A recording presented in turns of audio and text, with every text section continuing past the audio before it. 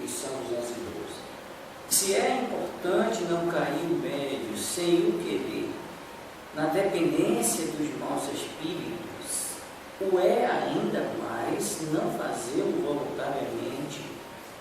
E não é preciso senão um desejo imoderado de escrever, crendo que é indiferente se dirigir ao primeiro que chegue, salvo se dele se possa desembaraçar mais tarde, se não convém mais, porque não se pede impunemente assistência para o que seja a um mau espírito que pode fazer pagar caro seus serviços. Algumas pessoas impacientes em verem se desenvolver nelas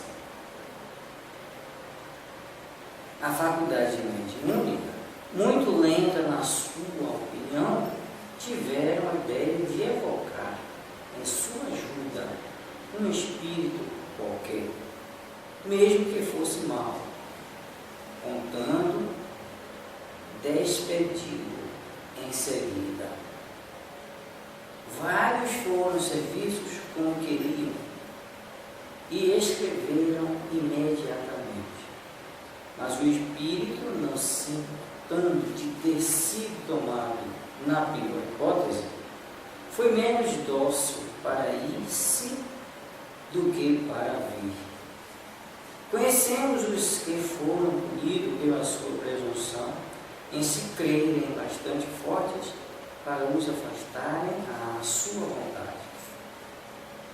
Por anos de obsessão de toda espécie, pelas mistificações as mais ridículas, por uma fascinação penais e mesmo por infelicidades materiais e as mais cruéis decepções.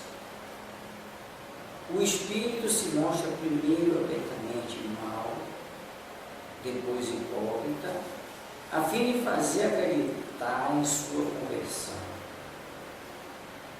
ou na pretendida força de seu subjugado, para o perseguir à vontade. A escrita é, às vezes, muito legível, as palavras e as letras perfeitamente destacadas, mas com certos médiuns é difícil de decifrar por outro que não seja o que escreve. É preciso para isso adquirir o hábito. Com bastante frequência é formada a traços largos. Os espíritos são pouco econômicos de papel. Quando uma palavra ou uma frase é muito pouco legível, pede-se ao espírito o favor de recomeçar o que ele faz realmente de boa vontade. Quando a escrita é habitualmente ilegível, mesmo para o médium, este chega quase sempre a obtê-la mais limpa por exercícios frequentes e firmes, empregando uma forte vontade e pedindo com ardor ao espírito para ser mais exato. Certos espíritos frequentemente adotam sinais convencionais que passam a usar nas reuniões habituais para indicar que uma pergunta lhe desagrada e que não quer respondê-la.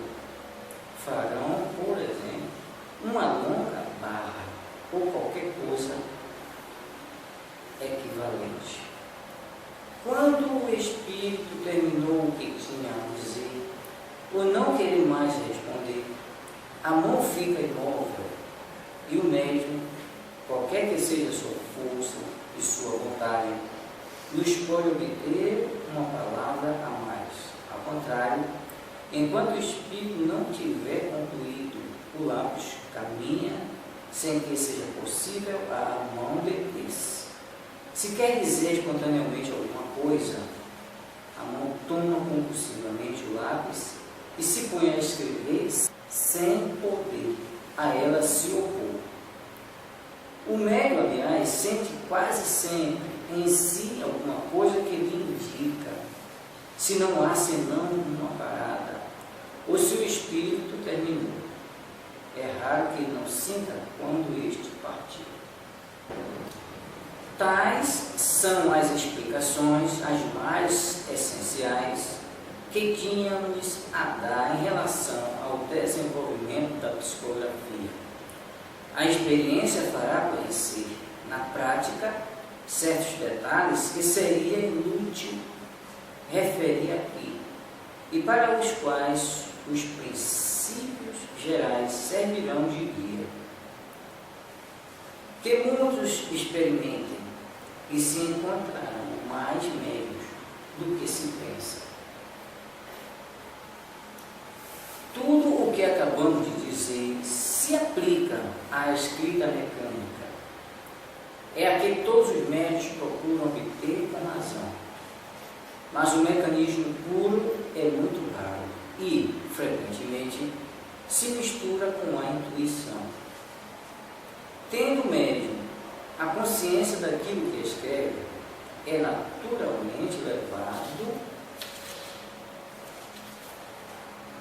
a duvidar da sua faculdade.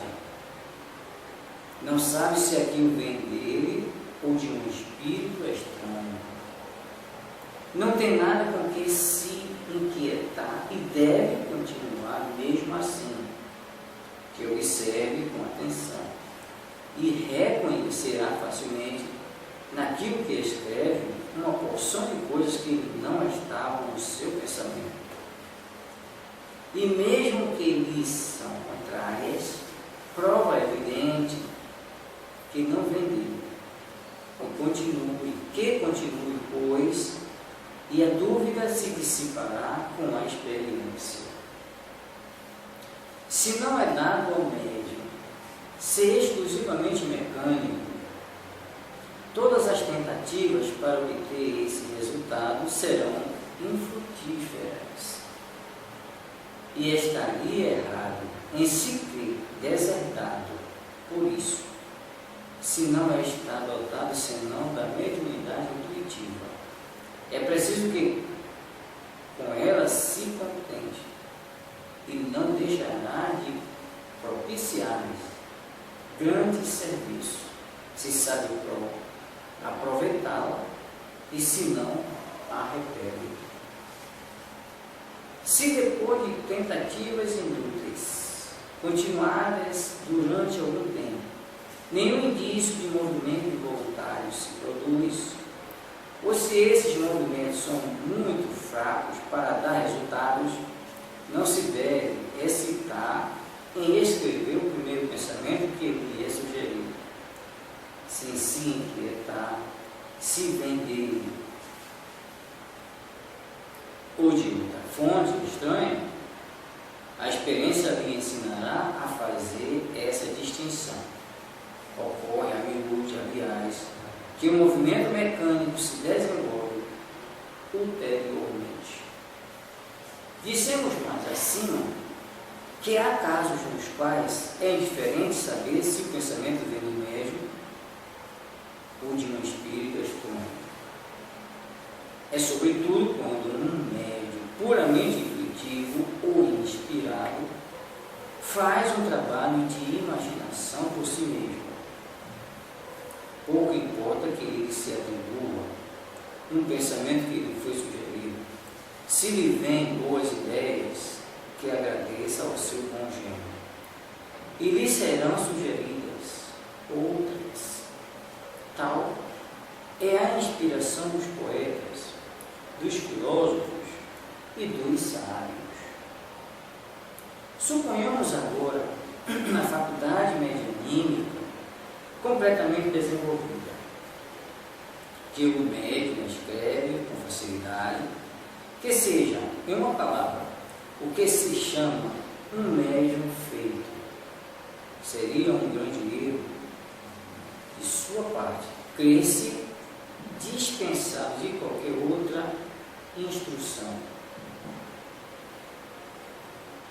Não venceu senão uma resistência material E é agora que começam, para ele, as verdadeiras dificuldades. E tem, mais do que antes, necessidade de conselhos da prudência e da experiência, se não quiser cair nas 1000 armadilhas que lhes vão ser armadas.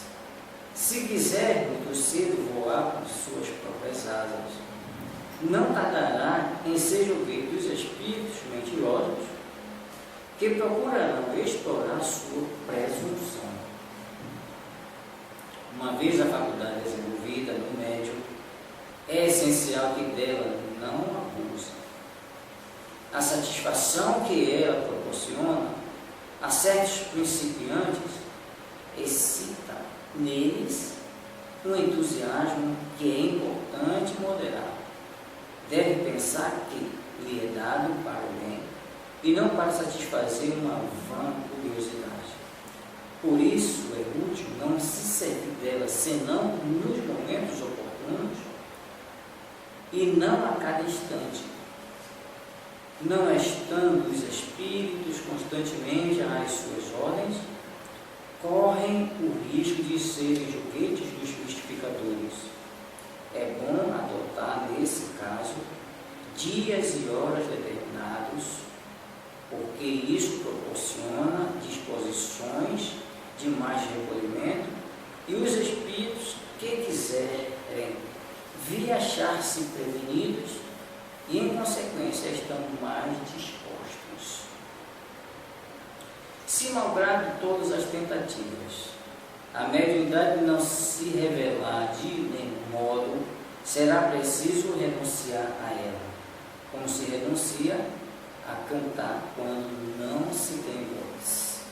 Aquele que não sabe uma língua serve-se de um tradutor.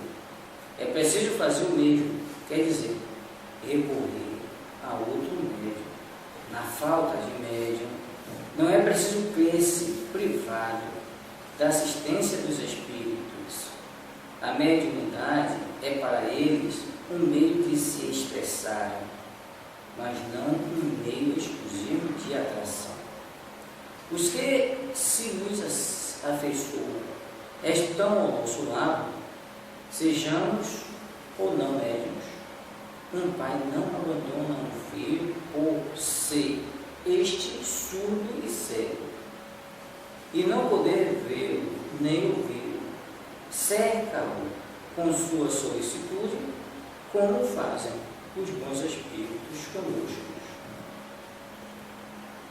Se não pode nos transmitir materialmente seu pensamento, vem em nossa ajuda pela inspiração.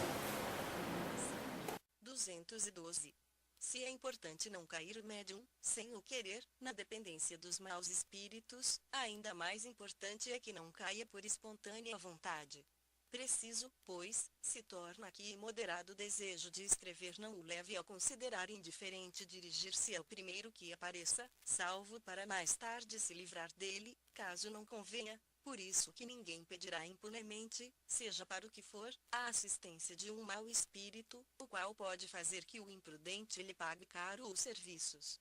Algumas pessoas, na impaciência de verem desenvolver-se em si as faculdades mediúnicas, desenvolvimento que consideram muito demorado, se lembram de buscar o auxílio de um espírito qualquer, ainda que mal, contando despedi-lo logo.